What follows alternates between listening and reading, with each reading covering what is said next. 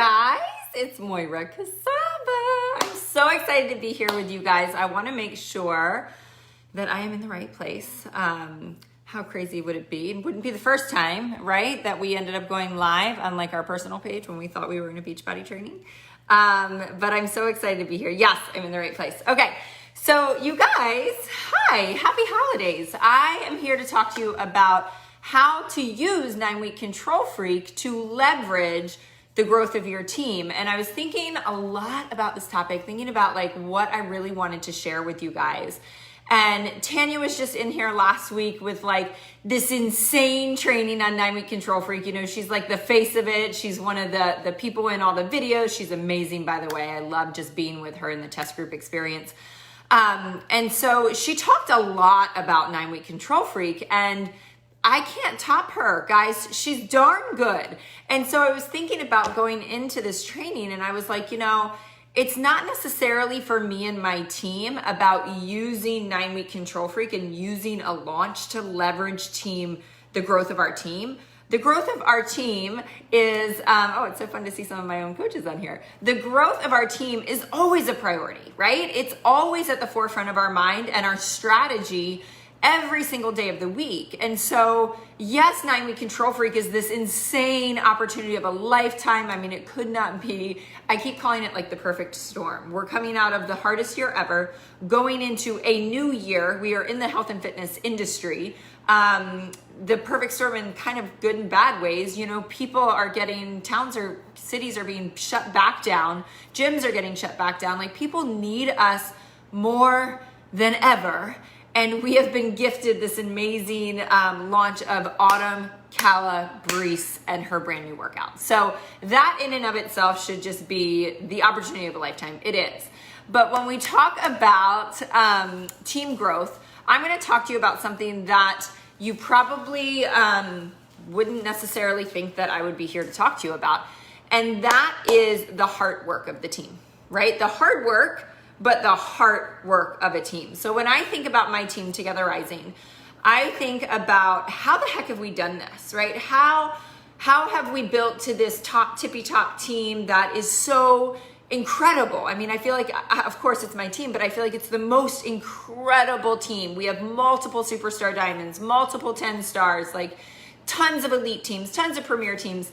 But I go back to when it started, when it was just little old me, nobody else even in this entire town doing Beachbody.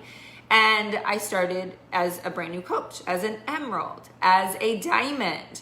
And I always go back to that time because I think, what in the world did I do right?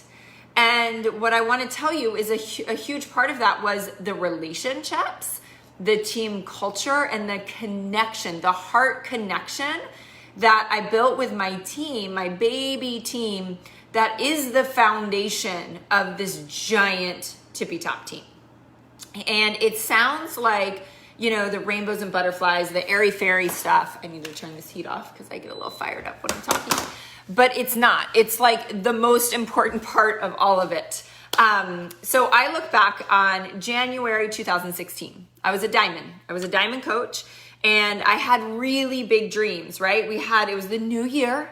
There was, I'm sure, a launch. I can't remember what it was, but I had these really, really big dreams. And so I set out with my team to do one-on-one calls. I was like, I'm gonna show up as a leader. I'm gonna do one-on-one calls with my girls. They were all super hobby emeralds. Let's just be real. They were super hobby emeralds. And so I set up these one-on-one calls with them because I wanted to treat this like a business. They were not interested in treating this like a business.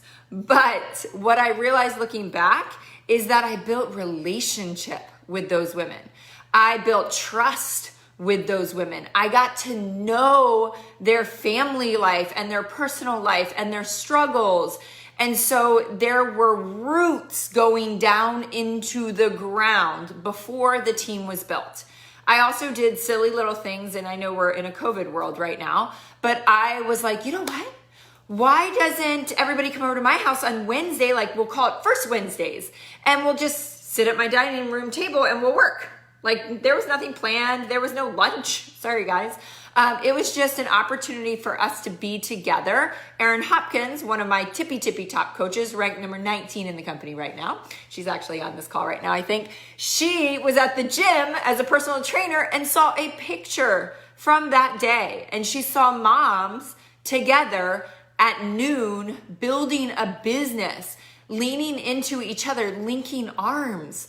And she wanted that, right? So this is so important. It's probably, like I said, it's probably not the topic you thought you were going to get today, but it's on my heart because under every great team, there are roots that run so deep into the ground, and that is what keeps the engine going. On those one-on-one calls with those hobby emeralds that always forgot about the calls, I just moved them forward. I planted a seed. I gave them an idea of something, and it just slowly got the wheels turning, right? So I did a lot of that in the beginning. I remember things like somebody had surgery in the beginning, and so we were like, let's do like a meal train and everybody show up for our sister on our team and make sure she's supported and make sure she's loved. And again, it sounds silly, but this is the roots of what we have built, and we never would have been able to build what we've built without the roots that were in the ground. And I always think of this seesaw, and Erin and I have actually been talking a lot about this lately. Like, we have such deep like relationships and hearts, and we are freaking there for each other. We just showed up on Saturday with my coach who was just diagnosed with breast cancer, and we surprised her, and we all wore pink, and we all bawled our eyes out. We do workshops together. We just all went to, I want to say 62 of us just went to Unleash the Power Within together. So like, talk about like, I'm going to bare my soul to my sisters and like really let you in. So there's a culture that one of my old time coaches said one day. I remember we were in Mexico on one of the Success Club trips early on. And she said to me, she said, Moira, like, you have created something that once you step into it, you just can't leave. You just can't leave. And I got it. Like, I felt the same way about the circle that I was living in. There are a million days where I've wanted to quit this business. There are a million days where every coach on my team has wanted to quit this business. And there's actually a lot of coaches that have quit this business. But it is the ones that have those relationships. I have a saying on my team. I always say, get in the middle of the bed. Get in the middle of the bed. Get in the middle of the pack. If you're on the outskirts of the pack, fear is going to pluck you off. Insecurity is going to pluck you off. Comparison game is going to pluck you off. But if you are in the middle of the bed and you have these relationships and you have this family, on the hardest days, you're not going anywhere. And is my team also driven beyond belief? And do they work their butts off? Yes. But what I believe allows us to do the hard work is the hard work, right? What allows me to kind of give my team some tough love and rally the troops when we need it is because I have such deep, loving, incredible relationships with them. And so it's like, it's both sides of the seesaw. You know, it's like, we've got the love and the fun and the community and the happy hours and all of that. But that allows us to go freaking hard and to support each other when somebody has big goals on our team. And it is a culture truly of no woman or man, no woman left behind. And to me, that means more than anything. So, you know, we're in a different era with COVID. It's hard. It's hard. We can't do retreats. We can't do many get-togethers. We can't travel. We're missing out on Success Club trips. We're missing out on Summit. That for certain, you know, damages like this thing that I'm talking about. But what if we look at the pain or the problem and see that as a gift? You know, I have looked at experiences like missing out on Summit, missing out on NLC, and use that instead as an opportunity to somehow make it better than if we were all going to Summit or NLC. And so you have to start looking at your business that way. Otherwise, you're going to build a story. You can stack a story. I was talking to my team about this last night. You can stack a story that doesn't serve you. I'm not making enough money for the time I'm putting in. We can't go to Coach Summit.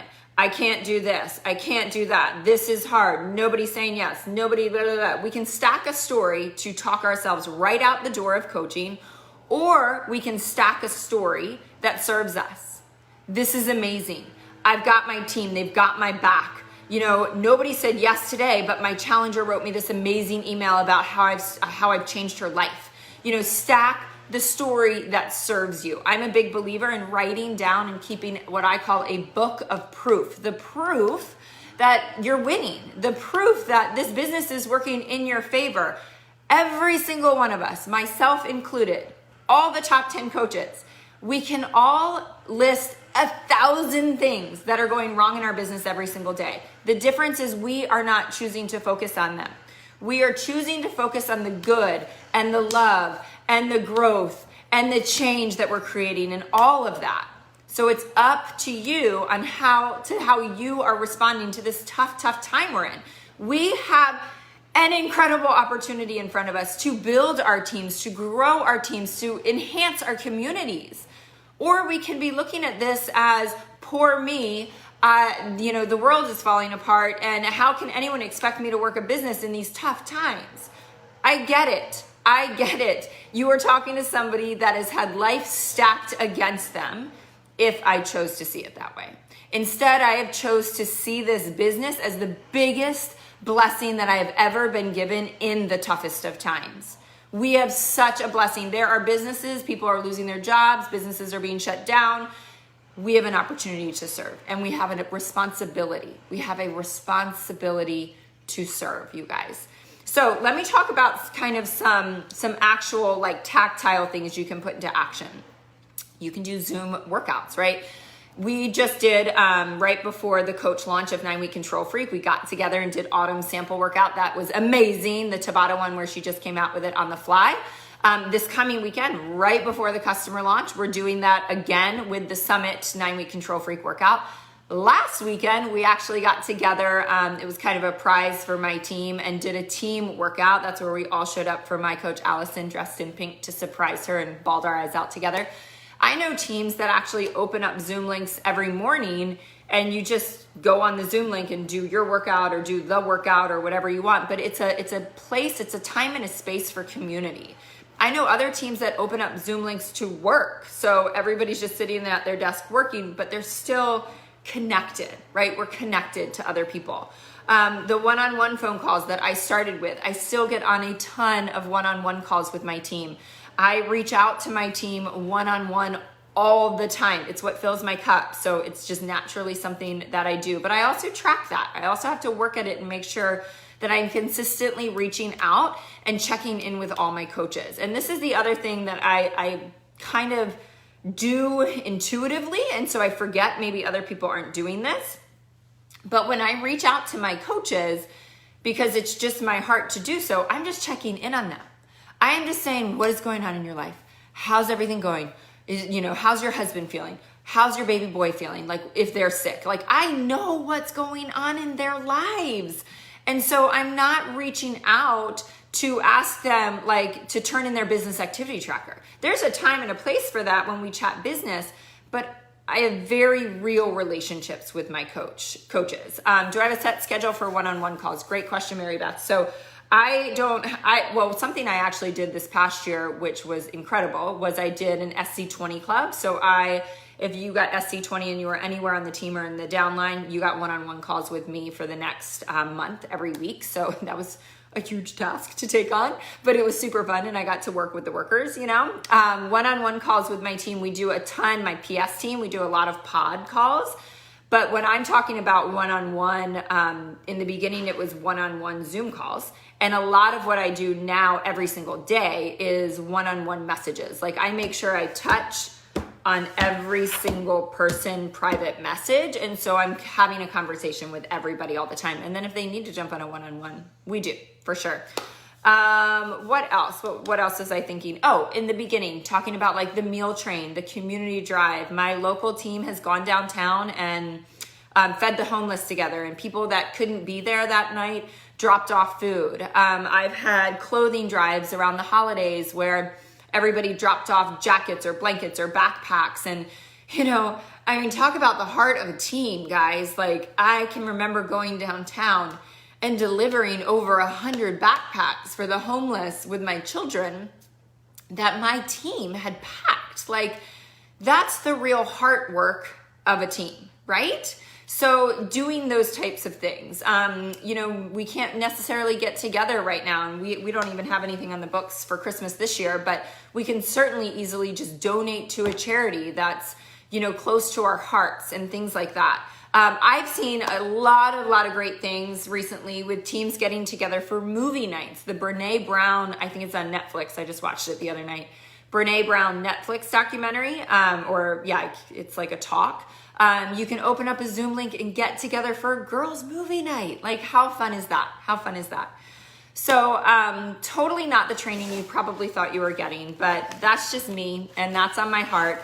And the last thing I want to say is this about team growth. You have to cast the vision for your team, right? I remember not being a top 10 coach and standing up at a diamond retreat, terrified to utter the words out loud, that it was my vision for us to be a top 10 team. I've been talking that vision since day one. It would have never happened had I not casted the vision. I wouldn't have believed it because, guys, there's days where I hoped for it and my team rose, and there were days I crumbled and my team held me up and together. That is what Together Rising does. So cast the vision. Do not for a second hold back your dreams and your vision to your team. Cast that out.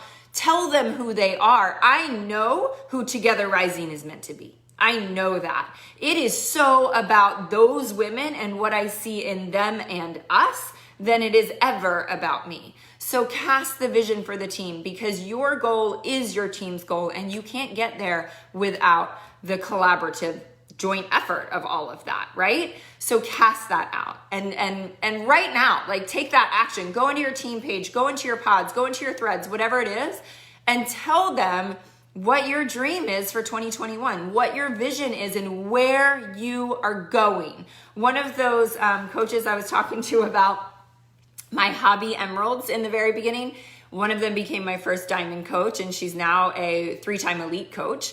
But she has said many, many times, it was so obvious where Moira's train was going. That train was leaving the freaking station.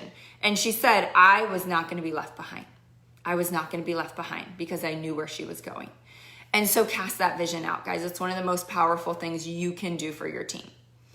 All right, you guys, that's it for me. Happy holidays, and I will see you soon. Bye, guys.